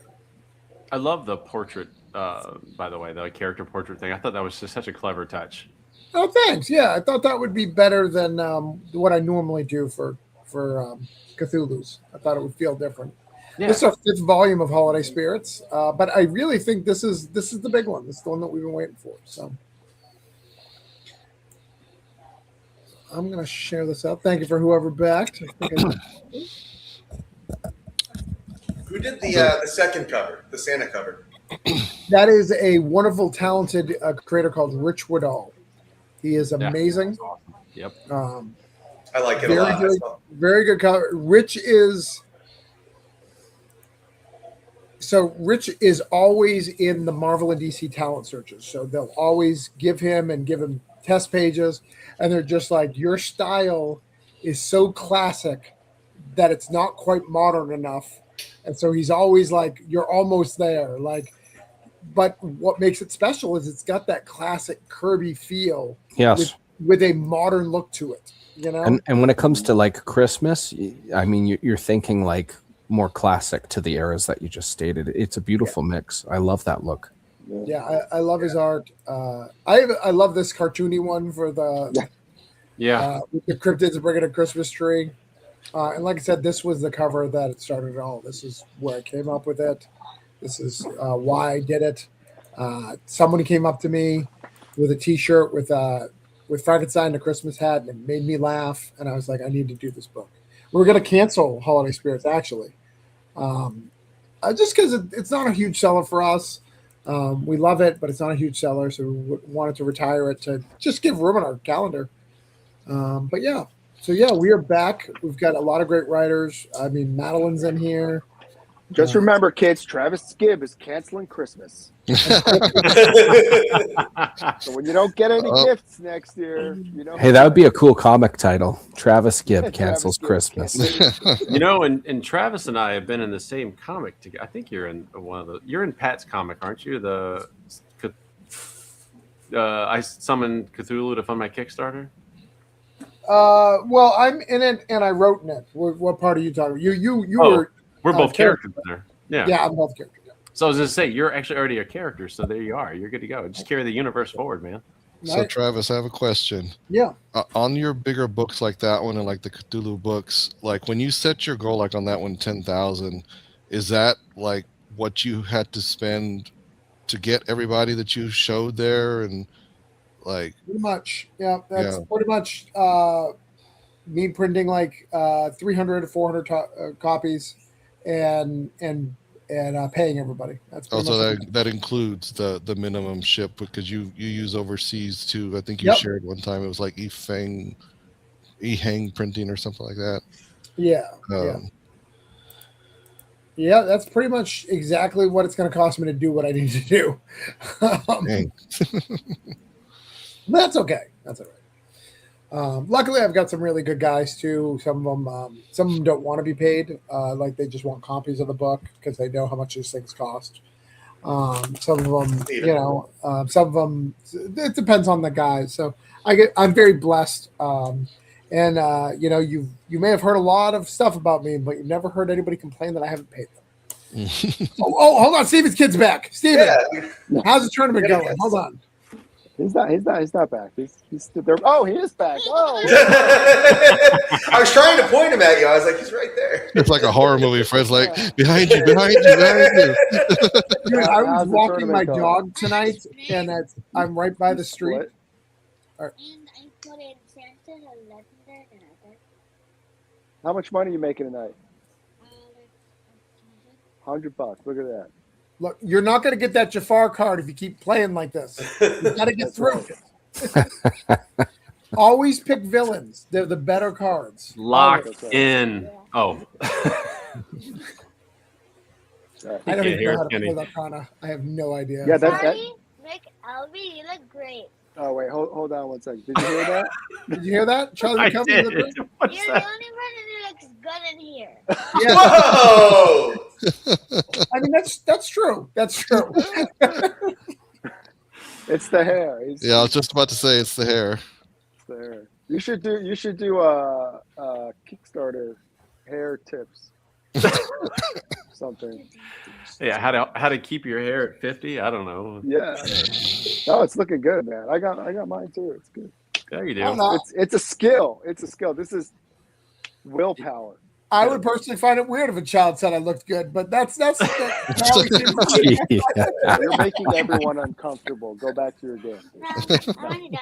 What? I'm already done. Yeah, No, I give him credit because stop doing that. You know. I give him credit because he didn't just compliment Charlie. He took the opportunity to put all of us down. Right. Yeah. Exactly. Like- Yeah. Well, that's how he plays cards, probably too. He's like, "Oh, you're gonna love this." Psych. Yeah. He's ruthless. That's how he won the $100. The backhanded compliment Yes. I'm proud of this kid. or the front-handed insult. More like a double-fisted insult. Stephen had to walk him away. He's like, "Look, you're embarrassing me in front of Sir Charlie." Did you see how he guided him too? He grabbed him like this and was like, "Come on." I'm sorry. That's a buddy. true dad, man. You lead them like sheep, right? Just kind of, and Kids are funny, man. They really do say like the funniest shit. They do. They're so good. They're so good. I love it. All right, Charlie, you ready? I think. 2026. Let's go, brother. You want just orange cone or you want everything? Give it all. Oh my God, you don't have time for that. All right. Um, Orange cone. Orange cone me. Okay, orange cone. We have this Cthulhu. We have this. The minute I wrap this up, we're starting Cthulhu Invade second edition. We have the Orange Cone Annual, our first annual we've ever done, with 5 stories that we haven't seen in a long time. That will be Pup Van Winkle, Coins of Judas, everyone's favorite. Oh, you said Pup Van Winkle is Pup Van Winkle. My wife had a story. Yeah. Okay, great. That's awesome, dude. You should do a coin. You should do a coin. I should do a coin. Coins of Judas. There's a coin for Coins of Judas. Hold on. I know a guy. I know. You know a guy? I might know him too. Do you like Arial font? Oh, Jesus. Oh, Nice. you did have a coin. Oh, wow, nice. Oh, I didn't know that. That's nice. That's hot. Nice. Oh yeah, I did remember seeing that on the Band of Bards. Yeah, we also have one. I don't have that one readily available, but we have one that's the prop inside the thing, the actual coin, the 30 pieces of silver. No, that's We only dope. made. Guess what? We only made 30 of those. That's an expensive coin. Yeah, I wonder why. Then we've got Granite State Punk trade, Voodoo Nations trade. We've got what else? I'm looking at my board here. We've got Coins of Judas coming back, a full series. We've got Granite State Punk issue 6. We got the Federalist is finally launching. Oh, We've got sweet. Cthulhu Invades Fairy Tales. We have Hospice trade. We have Cthulhu Invades Poe. We have a book called Upheaval. And I have a book called, hold on, what's the other one called? Hold on. Feral Frontier. And I have Iceberg. Yeah, dude. Look at Jerome's comment.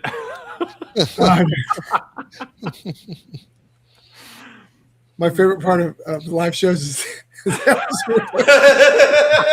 I love how Jerome is kind of like your Flavor Flav. He always Yeah. just pops in. He's always like your little hype man or something. You never see him. He's always you always keep him in the background, but he's there. You should see his grill. He's got one of those too. big clock on his chest. It's a big inkwell. Yeah, he's got Travis, an inkwell. Yeah. the hospice trade, is that going to be season season 2. 1? Season 2, okay. Yep, season 2. Okay. So, assuming that everyone finishes what they do, because I'm not doing, Orange Cone isn't doing one. Well, Orange Cone is producing the trade, but Right. Travis Gibb is not putting out a new hospice issue.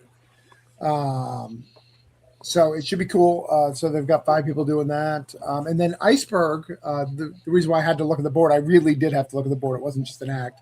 Iceberg is our first non-Travis Gibb book. Or let me revise that. Non-last name Gibb book, because Heather's done books stuff, but there'll be no involvement on us. We are just the publishers of the book, and we're going to start doing that. We're going to add probably 1 or 2 a year in our schedule. We're going to start publishing other books. I Kids, think there's a life lesson here. If you do enough work in comics, you end up referring to yourself in the third person.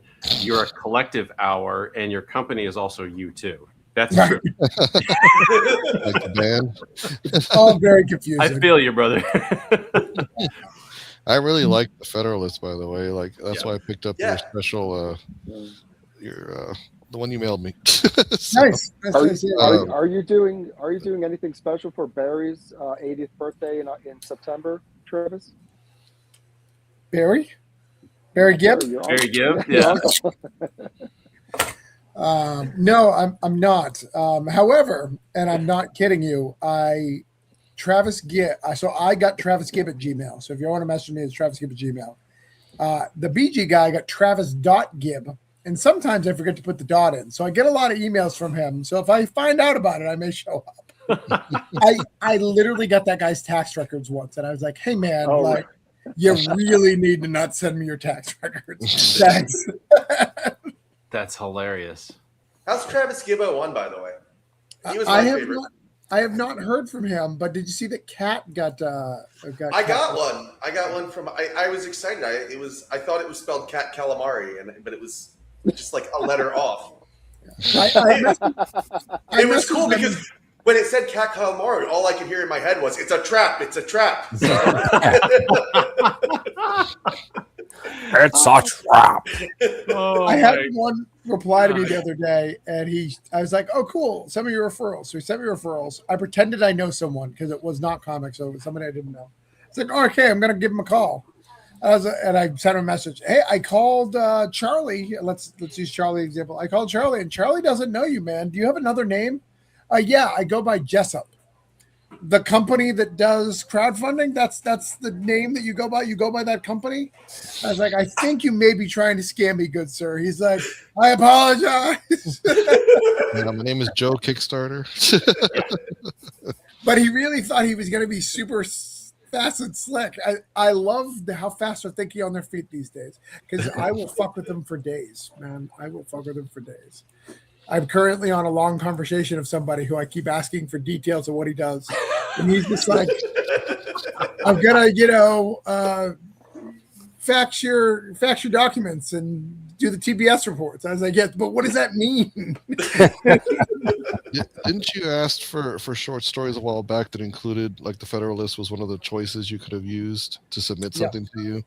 Mm-hmm. You see, I really wanted to, but I want to see what you have coming out first. Like, I have an idea, but I'm like, if it doesn't. And I didn't pick any Federalist or Coins of Judas literally because of that fact. I know I put it on a list, but I was like, I don't really want anybody to write that. I should have tried that before I put this out as a contest. Now afterwards, it's fair game, but yeah. We'll be doing some cool stuff this year. So yeah, this year is very, very busy. I'm really excited. I've got some cool announcements that are coming very soon. For some other work that I'm working on. I got a lot of stuff. Yeah. And What about you did a story for my anthology, so that's great. Yeah. I got a story of there. I've got Hot Shot coming out. I did some Hot Shot. That's not counting part any. of that one too. That's not counting Summit. I've got all Summit stuff coming out starting January. So yeah, I'm excited for you on that one, bud. So it's gonna be very cool. Good shit. It's gonna be good. But guys, we're gonna wrap up early tonight. Everyone got backers. I saw it, I think. Did you get a backer, Fred? I did, yes. Okay. I did. Got incentive after the legendary. Hold on. Hello, I wanna know, Fred. Steven, how are you doing on the tournament? Are you winning yet? Are you winning your tournament?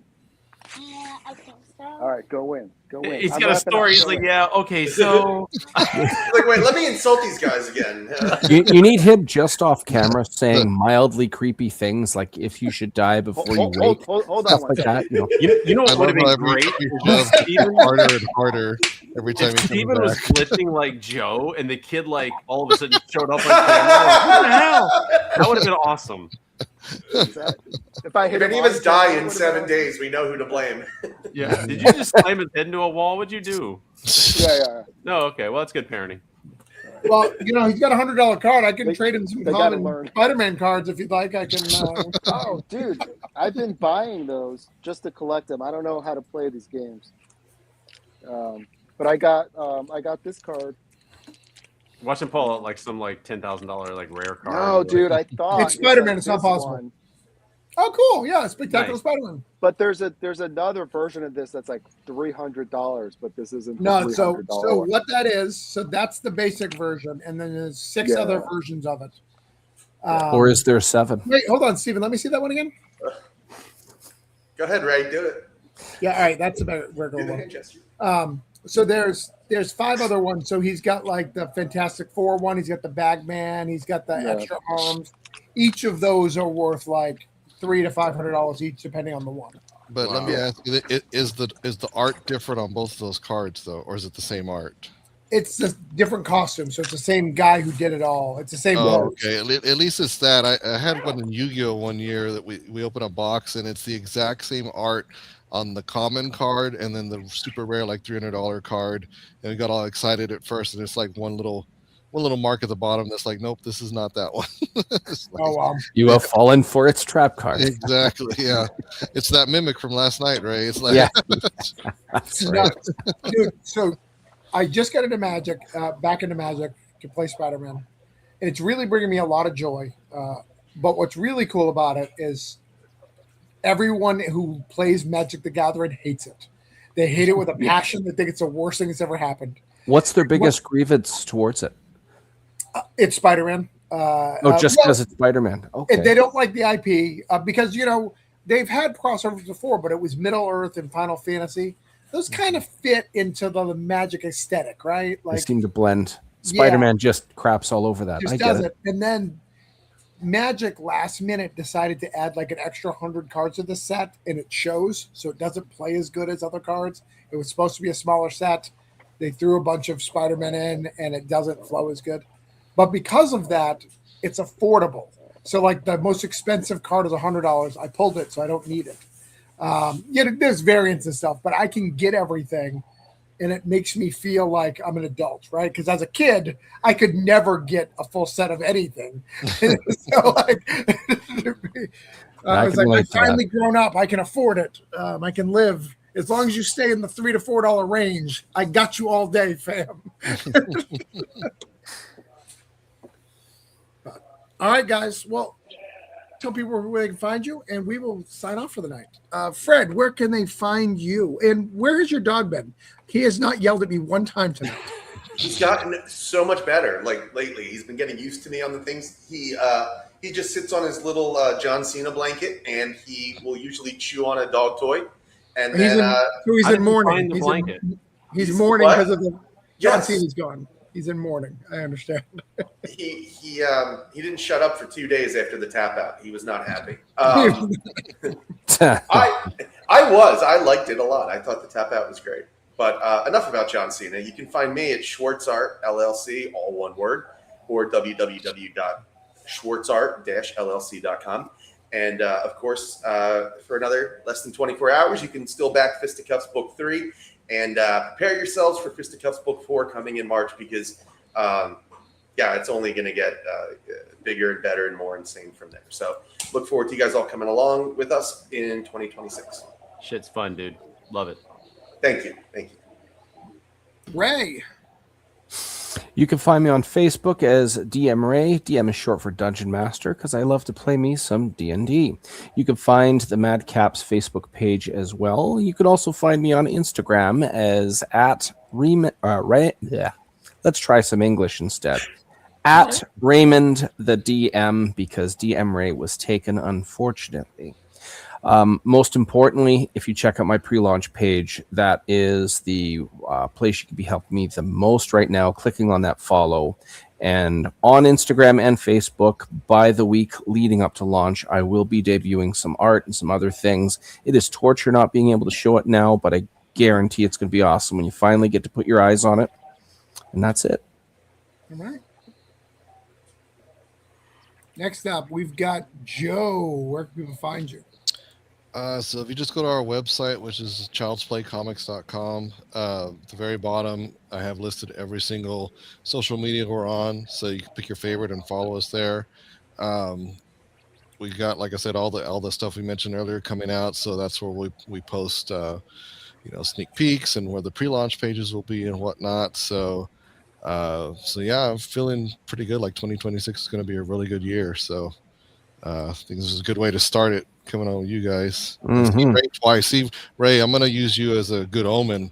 If I see you a third time on a podcast, that's it. We're just going to have a $10,000 Kickstarter. After tomorrow, I will have been on 7 podcasts / streams but this week alone. So I'm on a huge little marathon here. Last year was 62. I'm trying to surpass that between January and April-ish. We'll see. So for every podcast, one of the 7 seals opens. Is that what's happening? No, your chances are high of running into me again, is what I'm trying to say. But yeah, maybe some seals will open up. You never know. Just imagine imagine how many more podcasts and shows we'd all get booked on if we all were good looking like Charlie. I'm just imagining Rick Mercer in Ghostbusters, that of a giant Torg, and then the 8th seal would open up and just goes on and on. All right, Charlie. You can find me right here, pretty much everywhere. I mean, you can go to Facebook and find me at Charlie McKelvey. You can go to Instagram. You do have to put the little dot between my name because Meta likes to F with people, and they closed my original account down for some unknown reason. That they go, oh, we can't turn it back on. So I'm like, you guys suck. So I had to put a dot. Otherwise, Charlie McKelvey. You can also buy my books either on Kickstarter at my Zion Studios account or my Blind Squirrel account, which is the one that's currently running. You can also buy our books at Zion Studios. That's an XION Studios.com. And yeah, just ring me up, man. I'm good. Charlie, my wife did want me to ask you, can you come to Awesome Con? Because my wife is going to come. Awesome Con? Yeah. It's in Washington, DC? Yeah. Yes is the short answer. I'll probably just be walking around. I don't know that I'll table up, but yes. Heather has agreed to come, and she told me to ask you. She really did. This is not kidding. Ask if you guys were coming down. Oh yeah, we can train up and hang out with you guys the whole day. Right. You can show us where to eat pho, and then I'll find out it's not pho. It's something else, and I'll be all confused. Pho, yeah. But isn't it not pho at that? Isn't it ramen at that place? It's ramen at the one we go to in Baltimore. I don't even fucking know. Like, if it's noodles, it's pho.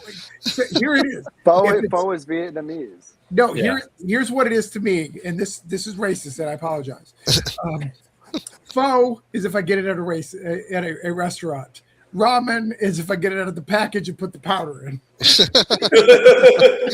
Steven just turned his camera off so he can beat his kid. He muted the mic as well. You notice he disappeared. Like, where'd the boy go? I wanted to see all those comic boxes knocked down behind you. Kids in it like that. Thanos is coming. David, where will you be when your son wins this tournament and wins all the gold? I'm spending his money. Yeah.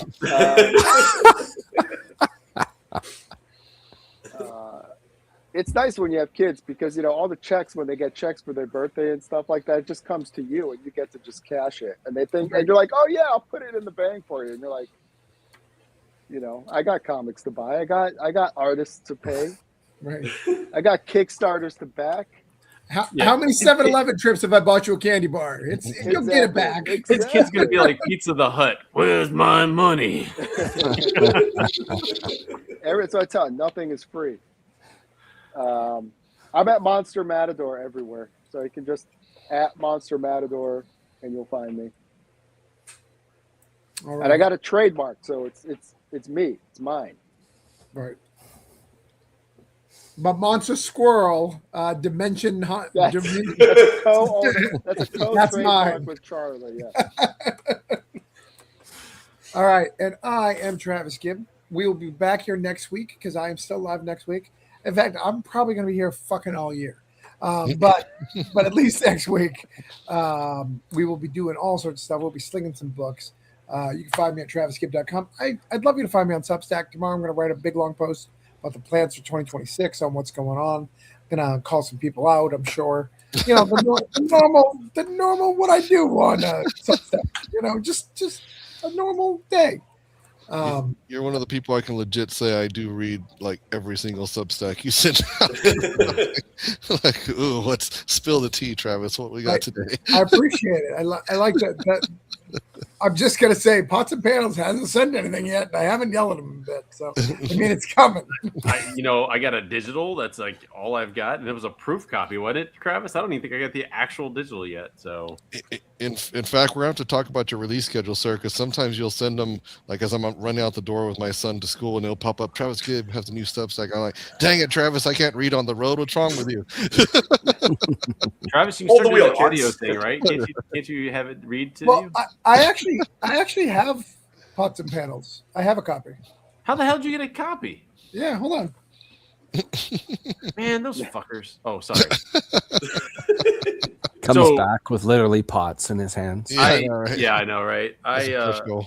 I expected something to go sideways, so I had it in my contract that I was just going to reprint my story whenever the hell I wanted to, basically. So I'm printing my story in this issue of Spider Squirrel, actually. I have it. Hold on. I gotta find it. Is Yeah, it I'll a send it Spider out. Squirrel story? What's that? Yeah, I put a Spider Is Squirrel it tied story. in? Yeah. Yeah, I did a 4-page Spider Squirrel and Trash Panda story. It was funny because I sent it to the editor and well, you know Vito, and I sent it to Vito. Mm-hmm. He's like, I don't know how you did it, but you have an opening, you have a climax, and you have a close in 4 pages. How the fuck did you do that? And I was like, I don't know, but it's just me being stupid. So it was fun. So Charlie, question on stuff like that, like when you decide to be a part of something like that, do you try to vet the person as much as you can, or do you just go for it and hope for the best, or how do you usually? Oh, like when I joined someone else's anthology. Mhm. I've only worked with Travis and these guys, and I didn't know Chuck very well, and I didn't know any of the other guys, and so I'm just cautious with my product as it is. So I don't know where I put it. in this case, I'm just glad you didn't come back with a pot and a panel. So in this case, I redlined the initial contract and on the publishing rights, and I wrote in, this, and I sent it back to them, and they signed it. They said, "Yeah, this is fine. We'll let you do that." And I was like, "Okay, good."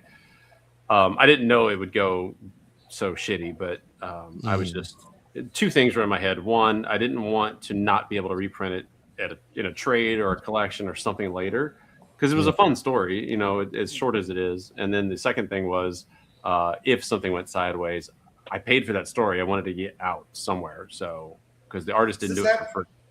Yeah. Does this happen a lot? Like, do people do a lot of projects like kind of fall apart or disappear? I don't think it's a lot, but this one's heinous. I mean, there was some. I mean, like Phil Hester, I think, was involved, and there's just a lot of big named individuals. There was a lot of promises made. It had a lot of beautiful stuff to it. I mean, I remember hearing about it when this is a long time ago when everybody was still, I think, talking about it favorably. Like, oh, this is going to be good, and we got a lot of people involved. And then, Oh, it was dope. I mean, on paper, it still was like, wow. And Yeah, there's a lot of good people in there. Yeah, and the proof that I have is fantastic. It's a cool concept, right? We all not only created a story, but we contributed like a family recipe or a favorite recipe or something. And I was like, dude, that's a cool tie-in. I like food. I like comics. You wouldn't know it. Look at me, but I eat like a damn teenager. I'm looking forward to one day when I finally come up to your neck of the woods. That fried chicken, still, man. I have high expectations. No, my fried chicken. I have neighbors that knock on my door and ask me when I'm cooking it, so it's good. So that and my pimento cheese, but pimento cheese. Oh, my pimento cheese is like it'll make your balls drool. It's so wow. Yeah. Wow. Oh, look at you, you son of a bitch. Wow. That's a monster. I love the size that I am so pissed I don't have one. So the secret is you call them out on the internet, I think. I think. Because I don't know why I got one versus other people. It came with an apology and that he will pay the printer on Friday. That was a lot of Fridays ago, just so you know. How many Fridays ago? And that the rest are being sent out by the end of the year at the latest, which is not how. Actually, it wasn't even the end. It was the end of that month, which I think was October. Yeah, I'm so smoking mad. I have half a mind, honestly, to ask my printer just to print me up like a few copies for myself. You know, just because I'm so pissed. I mean, I think you could do it as long as you didn't print more than you ordered. How many did you order? I don't know. The Kickstarter's down. I can't remember now. I can find that out. No, I'm sure. I'm not sweating it, but You can take my copy too. This would be my comp. that's a good point. Yeah, so just be like, no, I just printed my comps. How much you would have to pay me? Well, and honestly, if I just print them and didn't sell them, I can't do shit. There it is. My little hibachi hurricane. By the way, I've read probably like 5 stories, and yours is one of them because I was like, oh, I know those characters. I'll read that one. It was fun. Yeah, maybe one day. I mean, it is a big, thick book. Yeah. And it's pretty. I mean, like I love the cover, that kind of retro pulp cover, and it's just everything about it. It was on, like I said, on paper it was beautiful, and on paper apparently it looks beautiful, but I wouldn't know. It's the bad side of comics. What are you gonna do? It and is. then I don't know if Jerome's still watching. Jerome lettered like more than half of this and never was paid a dime. Wow. So hire Jerome and pay him twice, everybody. Yes, please. But Fred, to answer your question, I don't know that it happens a lot, but like it's a nuclear bomb when it happens like this. This was just Because I was going to say, like, how do these people? I mean, again, I don't know these people. I don't even know who they are, who we're talking about. But I'm like, how do you like do something like that and then ever run another campaign? Like that, you know? No, Chuck Satterley disappeared off of everything. Yeah, I don't think he plans on coming back. I don't know that, but yeah. So these people are done then. Yeah. Yeah. Okay. He's back under some other alias. Yeah. Well, and if they come back, they are going to be reminded By Oh, everybody. Yeah. I see when we get emails still like once every couple of weeks, there's like a whole email thread that pops up and everybody's emailing and replying all, and Yeah. you know. A lot of people just don't like, especially in anthology, like they're not prepared for it. But well, and here's the thing: like, even if he spent the money, even if he did anything, he wouldn't even be yelled at. It isn't that late compared to other things in the world. Right. It's his lack of communication that got him in trouble. Yeah. He would have communicated, "Hey, I'm working on this. I'm doing this," and then you've got to keep your promises when you communicate too. You can't say, "Oh, we're going to ship them all out of the month." When nobody gets them, guess what? Marcel Dupree. You know what his secret was? I'll tell you his secret. Why he got away with it for so long. He would ship it to the people who would post about it on Facebook, so it looked like he sent them all out. He wasn't. Wow. He was just smart. Smart-ish. I mean, have you talked to Marcel? Yeah. I mean, he got away with it for a long time. He did, and I was one that got a couple of books from him, and and I think you're right. It's because I'm vocal on social media. People see me all the time because I post incessantly, and yeah, I forgot who you called out, Travis, but I was reading something. Somebody was asking for something other, and you told the person, "Why don't you release the book from 5 years ago in Indiegogo?" And I'm like, "Damn." Hashtag release the files or something like that. That was Brad Ashton. Yeah, he was trying to audition, and that's like the 3rd time I've got him recently. So what's the longest one? Like, what's the is there Liefeld maybe? Yeah, Liefeld. I think. But see, Liefeld sent a lot of them out. He didn't send them all out.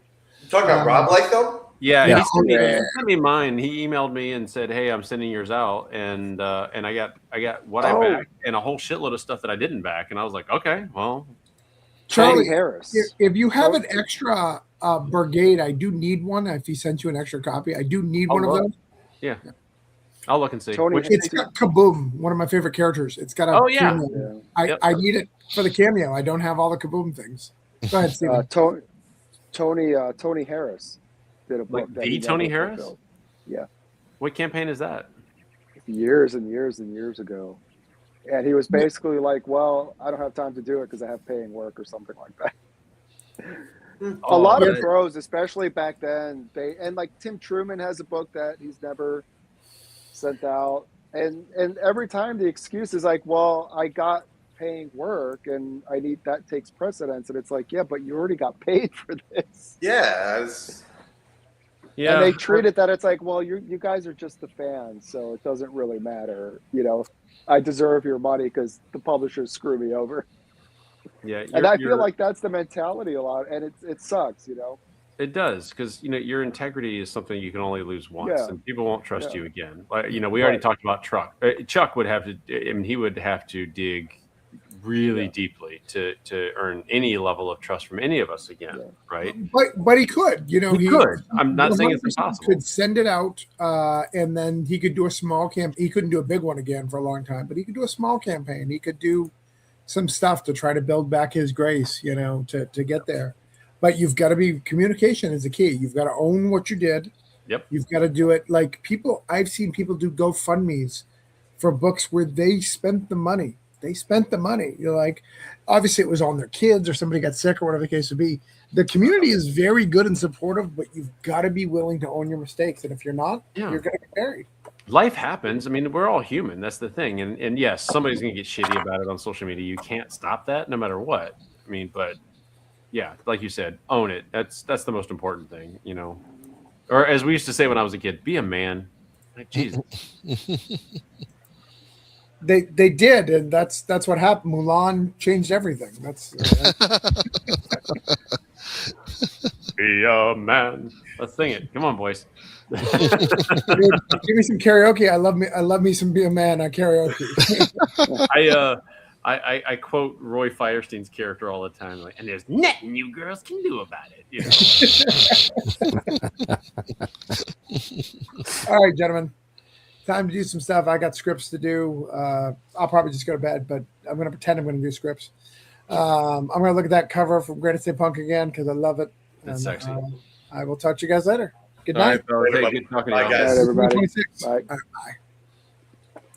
Steven, tell your kid I owe him $5 for that compliment. Thanks.